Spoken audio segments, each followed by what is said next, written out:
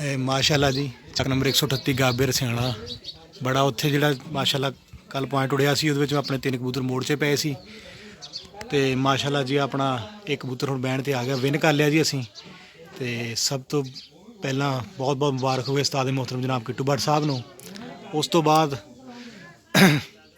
ਉਸਤਾਦ ਫਰੂਕ ਖਾਨੇਵਾਲ 17 ਉਹਨਾਂ ਨੂੰ। ਉਸ ਤੋਂ ਬਾਅਦ ਸਾਰੇ ਵੀਰ ਭਰਾ ਰਾਣਾ ਫਰਕ ਗੁਲਰੇਜ਼ ਮਲਕ ਮਹਿਮੂਦ ਅਵਾਨ ਰਾਣਾ ਸ਼ਹਜ਼ਾਦ ਰਫਸ਼ਾਦਾ ਭਾਈ ਆਸਫ ਵੈਂਸ 218 ਗਾਬੇ ਹੋਰ ਜਿੰਨੇ ਵੀ ਸਾਡੇ ਕਿੱਟੂ ਭੱਟ ਲਵਰ ਆ ਸਭ ਨੂੰ ਬਹੁਤ ਬਹੁਤ ਮੁਬਾਰਕ ਹੋਵੇ ਜੀ। ਮਾਸ਼ਾਅੱਲਾ ਦੂਸਰਾ ਪੁਆਇੰਟ ਵਿਨ ਕਰ ਲਿਆ ਜੀ। ਜਿਹੜੇ ਜੋੜੇ ਨੇ ਪਹਿਲੇ ਪੁਆਇੰਟ ਵਿਨ ਕੀਤਾ ਸੀ ਉਹਨੇ ਦੁਬਾਰਾ ਫਿਰ ਕਰ ਲਿਆ। ਇਹ ਸੁਰਖੇ ਦੇ ਬੈਠਣ ਦੇ ਮਨਾਜ਼ਰ ਹੈ ਜੀ।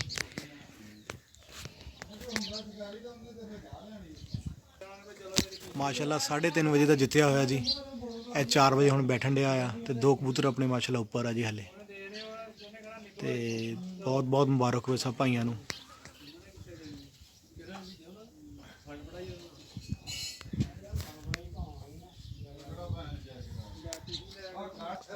ਮਾਸ਼ਾਅੱਲਾ ਸਾਰੇ ਭਰਾ ਇੱਥੇ ਬੈਠੇ ਹੋਏ ਆ ਉਹਨੂੰ ਪਟਕੀ ਲਾ ਰਹੇ ਆ ਜੀ ਕਬੂਤਰ ਨੂੰ ਮਾਸ਼ਾਅੱਲਾ।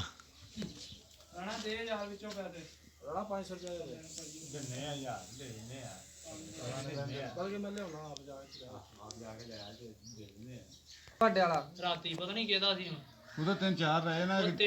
3-4 ਵਾਰੀ ਮੈਂ ਦੇਖਿਆ ਕਬੂਤਰ ਟਾਵਰ ਨੂੰ ਆਇਆ ਗਿਆ 1 ਵਜੇ।